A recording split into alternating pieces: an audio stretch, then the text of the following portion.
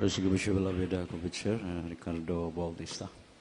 Amin na mahal, tayong lahat ay manalangin. Hallelujah, praise the Lord. O dakilang Diyos, amang banal sa pangalan ng pinakamamahal na Panginoon sa Kristo, through our beloved Pastor Wildis Albida. Maraming salamat po, mahal na Panginoon Diyos, sa araw na ito at muli po kami nagkakatipon, pampurilo, walatiin, sambahin ka sa Espiritu katotohanan, O Diyos. Maraming salamat, lalo na po sa pagkilos mo sa aming kaligitnaan. Salamat sa banal na presensya, laging umaliw sa aming mga diwa at sa mga oras na ito, mahal na Panginoon, pagpalain mo yung banal na salita. Sagana akin wala pong magawa. Ikaw mag-anoint, mahal na Panginoon, alisin mo mga hadlang gawa ng kaaway, demons of hindrances, demons of doubts and belief. Cast out from us right now in the mighty name of Jesus. We bless everyone in Jesus' name. Hallelujah. Praise the Lord. At pinili po tayo makabalik sa ating mga upuan. Ating pong pinapaabot ang ating pinakamataas sa pagpupuri, pagsamba, pagluwalhati, pagparangal, pagdakila, pagpasalamat ay tanging sa ating pinakamamahal na Panginoong Jesucristo. Malakas sa palakpak para sa ating dakilang Diyos. Praise the Lord. And we give all double honor to our beloved Pastor, Wildis Almeida, the prophet of our loving God.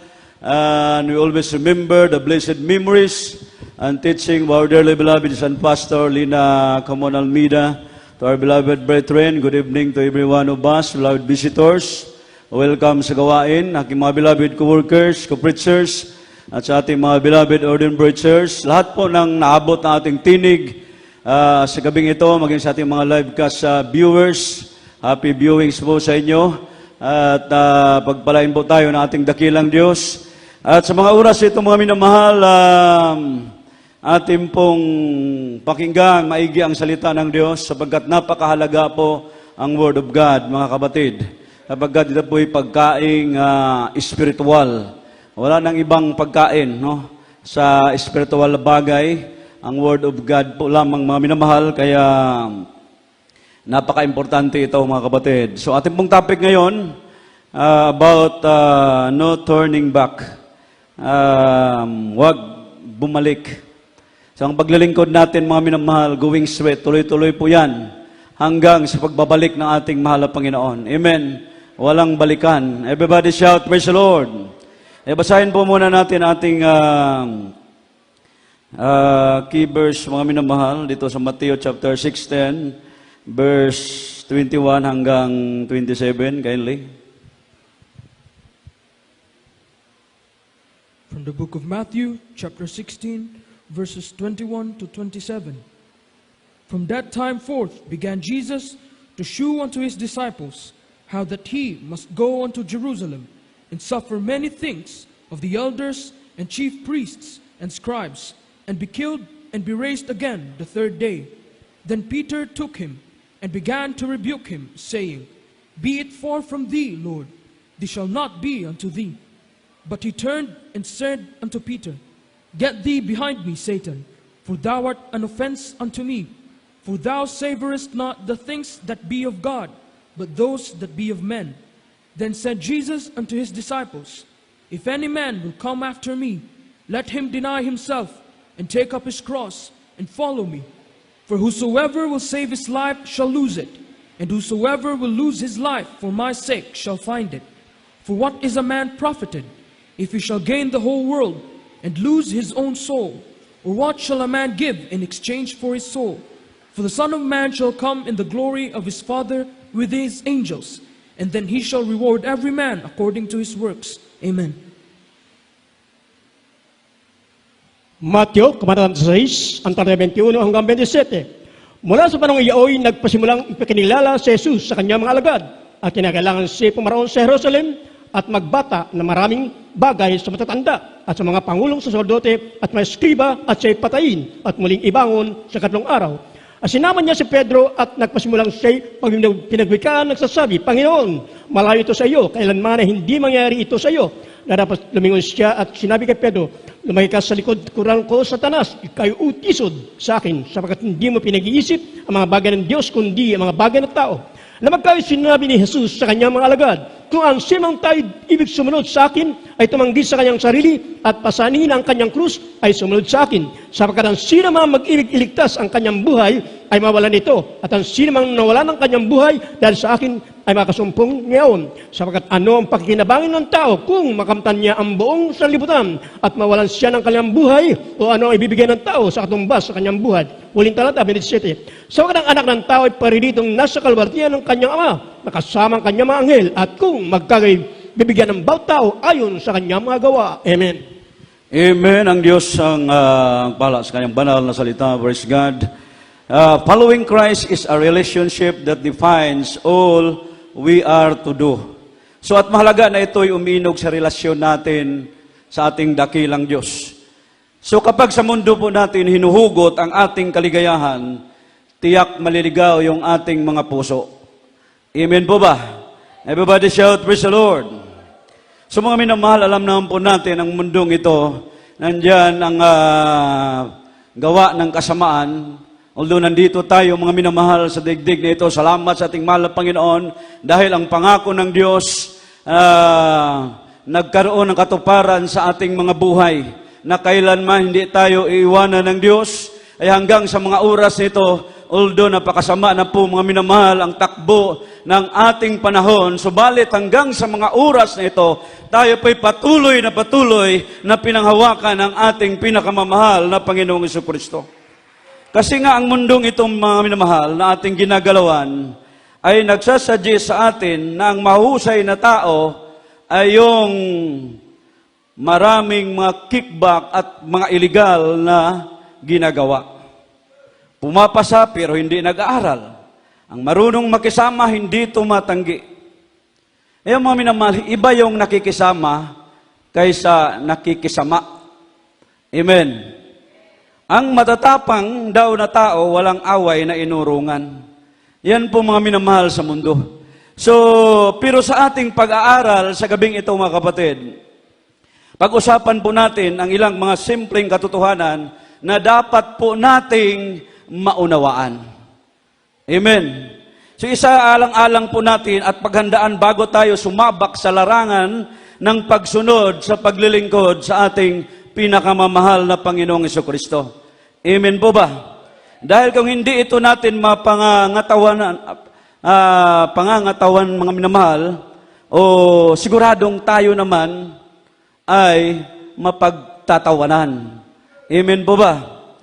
The first, it is a matter of having a clear perception. Ito po ay isang bagay na pagkakaroon ng isang malinaw na pangunawa. No turning back. Kaya mga minamahal, kailangan natin dito ang malawak na pangunawa. Amen po ba? Everybody shout, praise the Lord. Kaya bago natin ibuka ang ating bibig at sabihin, yes, Lord, mahalagang ganap nating maunawaan ang susuungan natin na mga bagay na itong mga minamahal na ating susuungan. Kaya ang Panginoong Hesus ay hindi nagkukulang sa pag-aalala po sa kanyang mga alagad tungkol sa mga dapat nilang malaman sa pagsunod sa ating pinakamamahal na Panginoong Jesucristo. Amen po ba? Kaya sa pangaral ng ating mahal ebangelista, mga kapatid, tayo po'y naging bunga. Dahil sa kanilang mga pangangaral, nung ito po'y ina-apply natin, mga minamahal, ginagawa natin, kaya maganda po yung resulta sa ating paglilingkod. Kaya hanggang sa mga oras na ito, narito tayo nakapagpatuloy sa paglilingkod dahil po mga minamahal, sinusunod natin kung ano ang dapat nating gawin mga minamahal sapagkat ang kalooban ng Diyos pagka nasunod po natin, talagang mga minamahal, hallelujah, tayo po'y pagpalain ng ating mahal na Panginoon. Amen? Shout, praise the Lord. Isa pong napakalaking pribilehiyo ang makapaglingkod sa mahal na Panginoon. Amen po ba? Malaking pribilehiyo po ito mga kapatid. Ngunit ayaw ng mahal na Panginoong Jesucristo na ang klase ng ating paglilingkod o pagsunod sa Kanya ay nakabis lamang sa ating sarili. Amen po ba? At sa ating feelings or sa ating emosyon. Amen po ba? Ayaw na mahal na Panginoon ng gano'n na paglilingkod mga minamahal.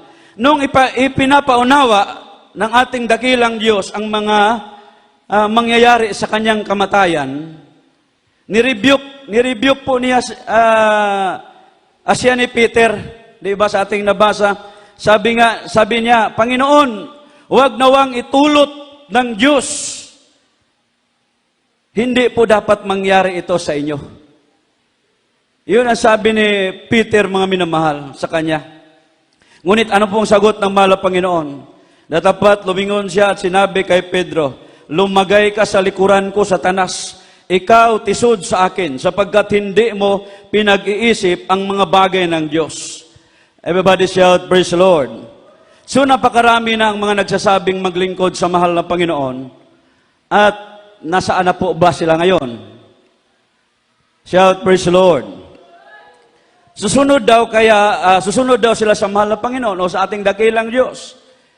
Kaya sa malapit nga lang gawain na hindi makapunta.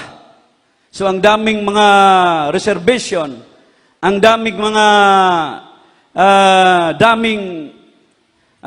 inaalala, mga minamahal. Salamat sa mahal na Panginoon, hindi tayo ganon. Everybody shout, praise the Lord. Pero masakit isipin, minsan makarinig tayo, mga minamahal, mga kapatiran, na hindi na po dumadalo sa gawain. So dahil po yan, mga minamahal, sa kanilang hindi pagsusumikap sa pagsunod sa kalooban ng ating dakilang Diyos. Everybody shout, praise the Lord. Sabi nga, mga minamahal, hallelujah, kaya nga may very clear na ipinaalala ng ating mahal na Panginoon dito sa Book of Luke. Sinabi po dito, Lucas 14, versikulo 26, basahin po natin. From the book of Luke, chapter 14, verse 26. If any man come to me, and hate not his father, and mother, and wife, and children, and brethren, and sisters, yea, and his own life also, he cannot be my disciple. Amen. Lucas, kabanatang 14, ang talata 26. Kung sino tayo pumaparito sa akin at di napupot sa kanyang sariling ama at ina at asawang babae at mga anak at mga kapatid na lalaki at mga kapatid na babae, oo, at pati sa kanyang sariling buhay man ay hindi siya maaaring maging alagad ko. Amen. Amen. Ang Diyos magpala sa kanyang banal na salita. Sa mga minamahal, pwede po tayong ibibig, pero hindi yung higit sa pag-ibig natin sa ating mahal na Panginoon. Amen. Sabi dito, yung umibig, mga minamahal, sabi dito, hindi maring maging alagad ko ang sino mang umibig sa kanyang ama, ina, asawa, mga anak, mga kapatid, at maging sa sarili niyang buhay nang higit sa akin.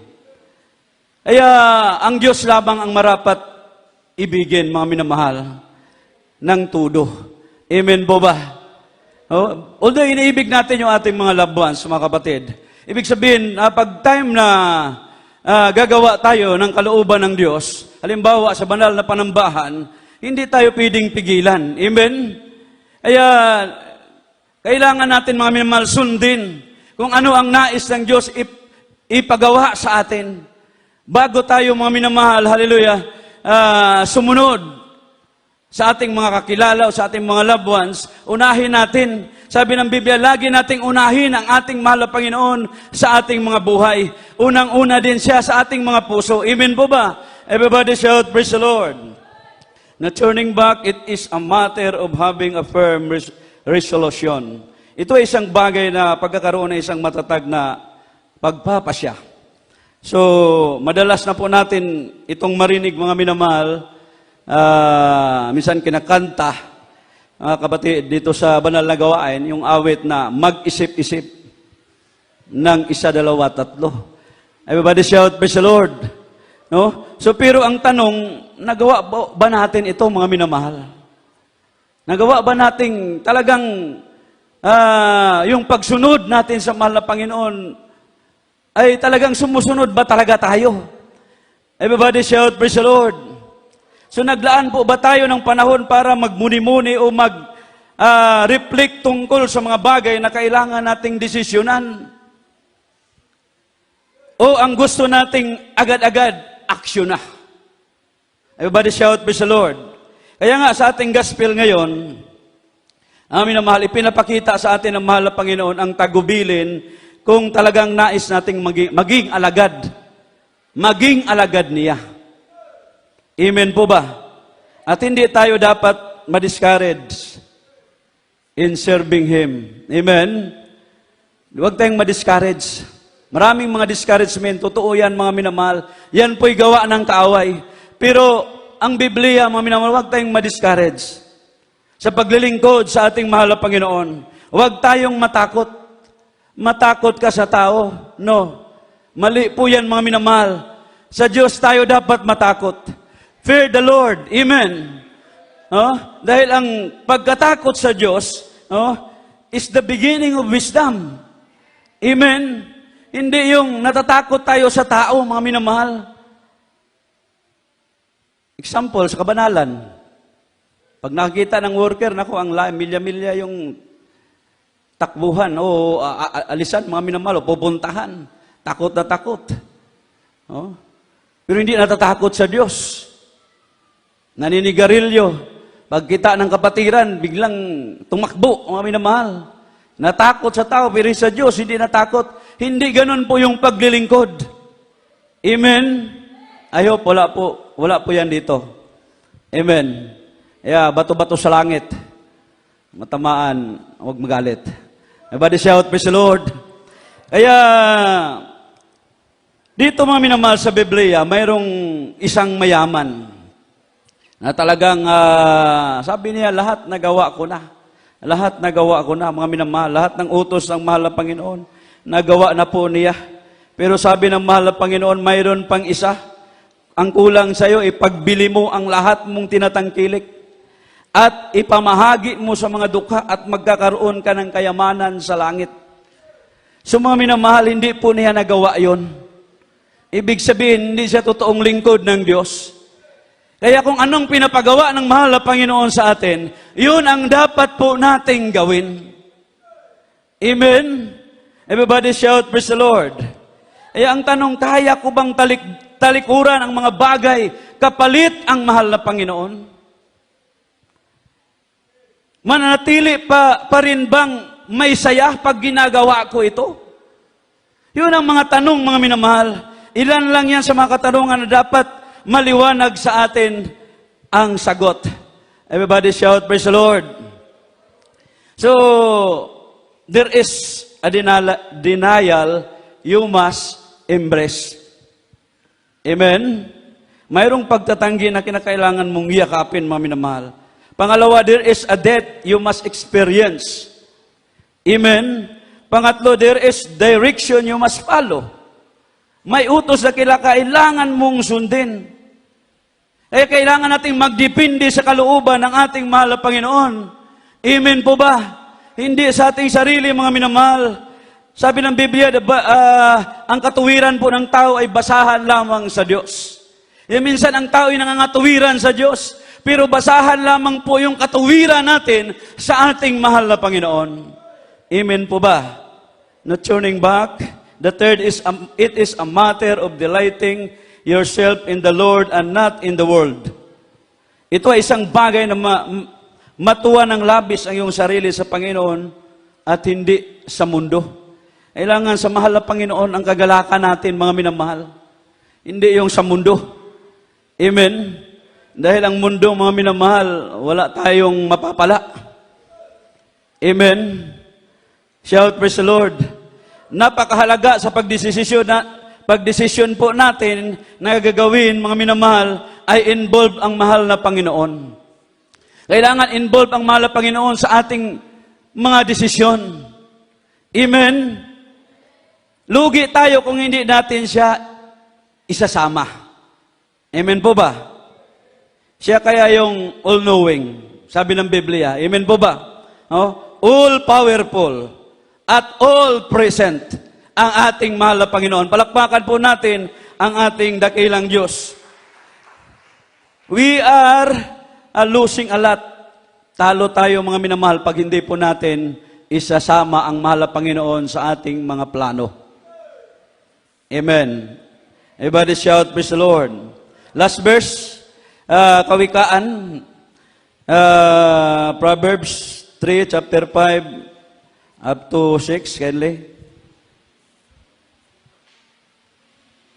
In the book of Proverbs, chapter 3, verses 5 to 6.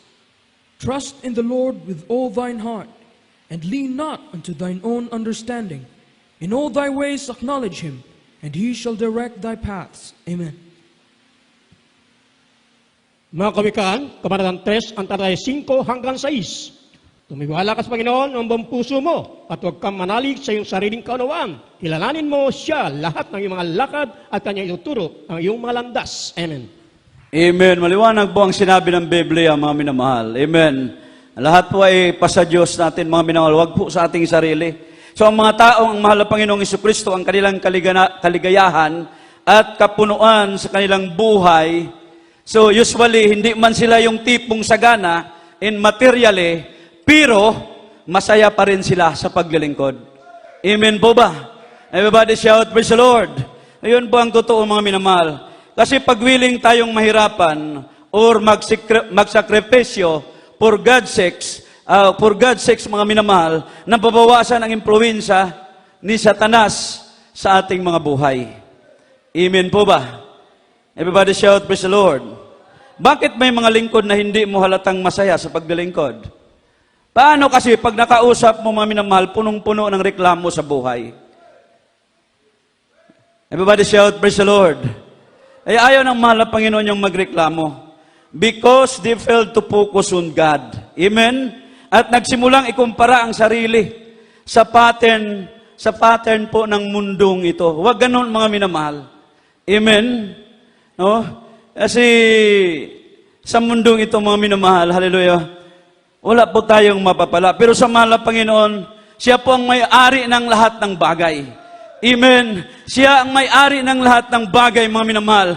Kaya nga tayo'y napadako sa ministeryong ito. Hindi tayo nag-expect, mga minamahal. Bakit tayo napadako sa ministeryong ito? Dahil ang Diyos ay nahabag sa atin, mga minamahal. Nakikilala, nakikita tayo ng mahal na Panginoon na tayo'y karapat-dapat, mga minamahal. Hallelujah, hallelujah. Para sumunod, para gumagawa sa kanyang banal na kalooban. Although, mga minamahal, bilang tao sa ating isip, hindi tayo karapat-dapat. Ngunit, mga minamahal, tayo nagsusumikap at tayo'y kinahabagan ng mahal na Panginoon hanggang sa mga oras na ito. Everybody shout, praise the Lord.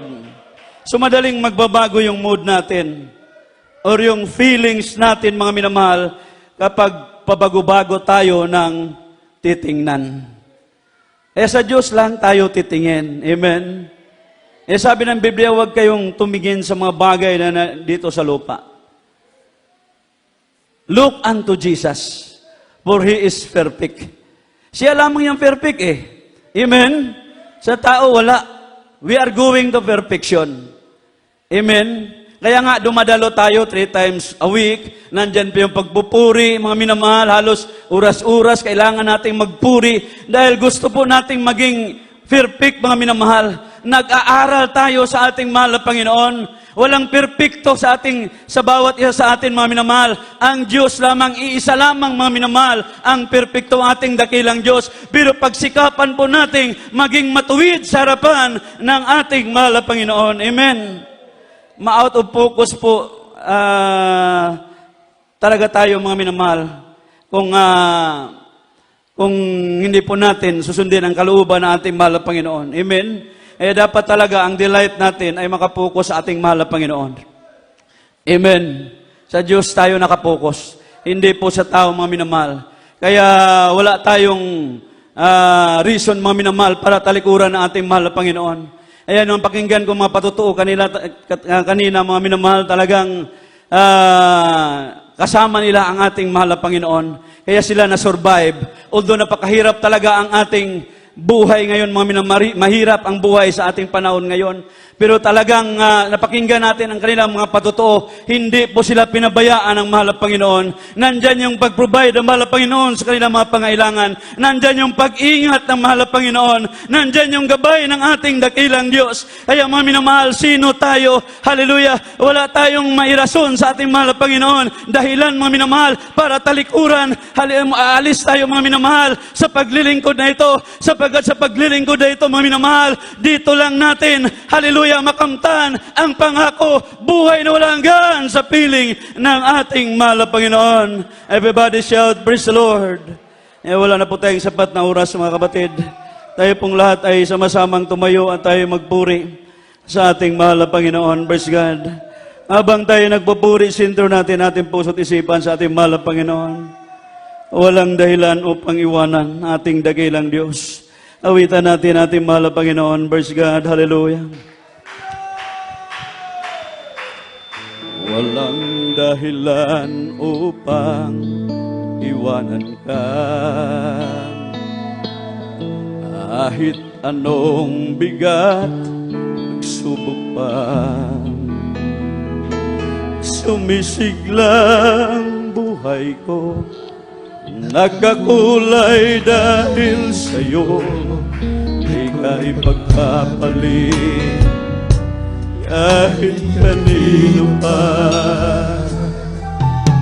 Walang dahilan upang balikan ko.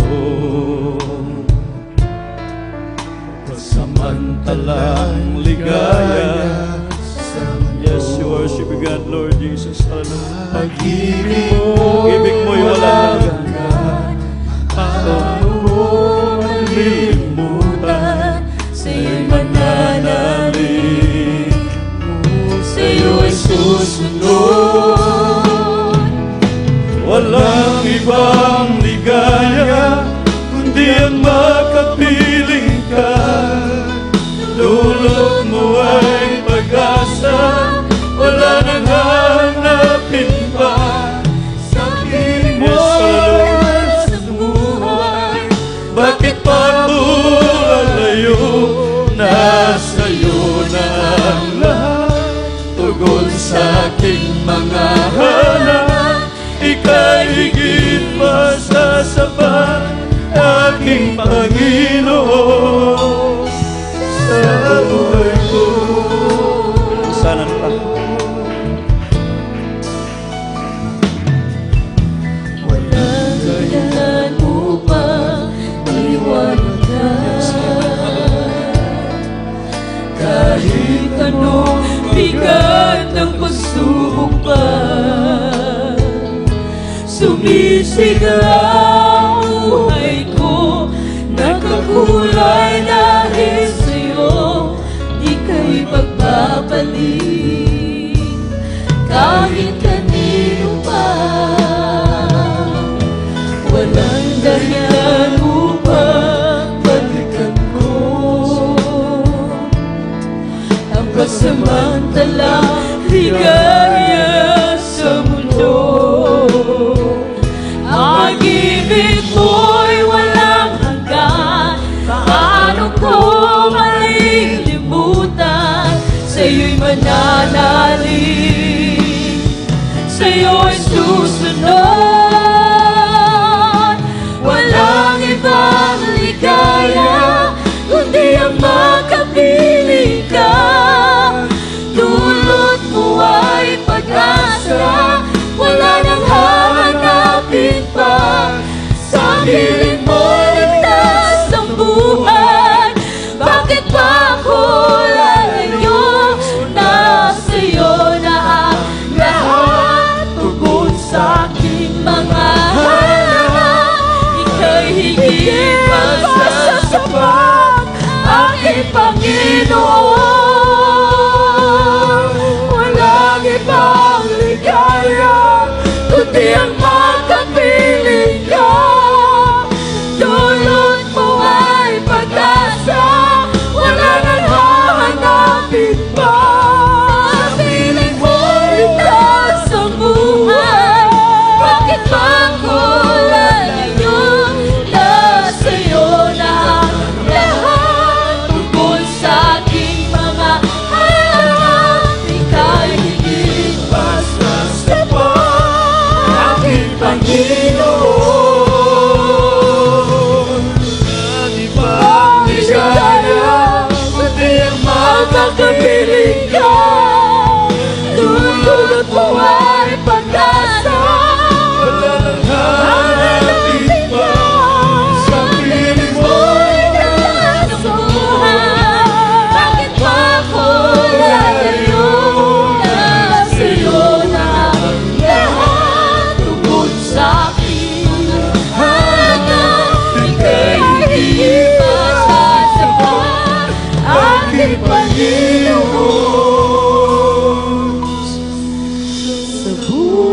ko. Amen. Hallelujah. Praise the Lord. Purihin po ating dakilang Diyos. Hallelujah. Glory to God.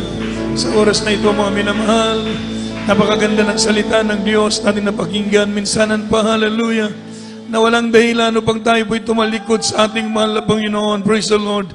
Sapagkat ang Diyos ang pinagmumunan lahat ng mabuting bagay, mga minamahal. Wala tayong magagawa kung wala siya sa buhay natin, mga minamahal. Sabi ng awitin, walang dahilan upang iwanan ka, walang dahilan upang talikuran ang ating mahal na Panginoon.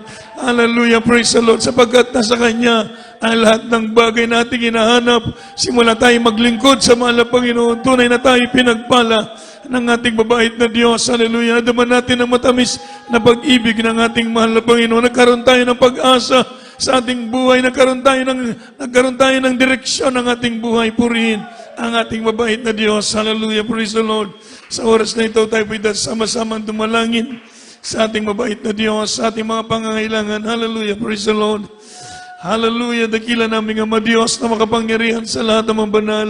Sa pangalan mo, aming pinakamamahal na Panginoong Yesus, sa unang dalangin ng aming beloved Honorable Pastor Wildis Almeida, kami nagpapasalamat sa dakilang pribileyo na binigay mo sa amin, na ikay aming makilala at mapaglingkuran. Salamat sa mga biyaya na pinagkaloob mo sa amin. Salamat sa dakilang kaligtasan, O Diyos. Minsan pa, humingi kami ng kapatawaran saan kami nagkamali, nagkasala. Ugasan mo ang bawat puso ng bawat isa sa amin. Minsan patawarin kami, O God. At minsan pa ikilig mo yung pandinig sa aming dalangin. Sa oras na ito, pagpalain mo ang bawat kapatiran na rito, lahat ng iyong mga anak sa buong daigdig, O Diyos. Aming ginagalang na malapaston, my beloved children, lahat ng kapatiran, ikaw magpala sa bawat sa amin, ikaw magpatuloy na magbigay ng kalakasan. Iba yung kasigasigan sa aming paglilingkod, katatagan sa aming pananampalataya, panghawakan mo kaming lahat, O Diyos, na walang mawalay sa aming paglilingkod sa iyo, at maratan mo kaming lahat na mainit na naglilingkod sa iyo hanggang sa iyong pagbabalik. Ikaw maglutas ng lahat ng mga problema, magpagaling ng mga karamdaman. Tawagin mo rin ang aming mga mahal sa buhay na lumapit maglingkod sa iyo. Ihanda mo kami sa iyong malapit na magbabalik, O God. Amin din dalangin, O Diyos, ang buong daigdig, O Diyos, mawala ang kaguluhan, manatili ang kapayapaan, O Diyos. Patuloy pa kami makapaglingkod, makapagpuri sa iyo. Ayon sa iyong banal na kalooban, ang lahat ng bagay na sa iyong kamay, O Diyos. Pagpalain mo kaming lahat sa lahat ng bagay, financial, material, physical, lalo tigit sa spiritual, sa makapangyarihang pangalan ni Jesus. Ito po ang aming samod dalangin. Amen and amen. Ipatong kamay sa ating ulo, mga minamahal. Ating pong i-cast out ang mga karamdaman, dakilang Diyos. Muli sa oras na ito, aming ginagamit ang dakilang pangalan. Aming sinasawayang lahat ng uri ng karamdaman sa lahat ng mga kapatiran sa oras na ito. We bind the power of darkness in the mighty name of Jesus. Demons of infirmity, sickness, and diseases. Demons of problems, doubts, and unbelief.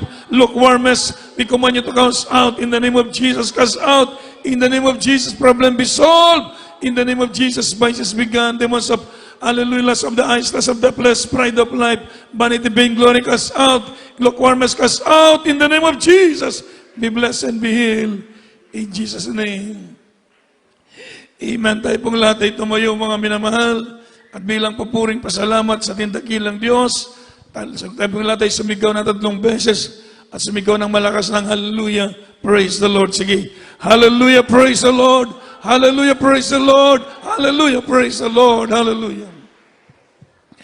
God bless you po, mga minamahal. Tayo dadako sa ating announcement.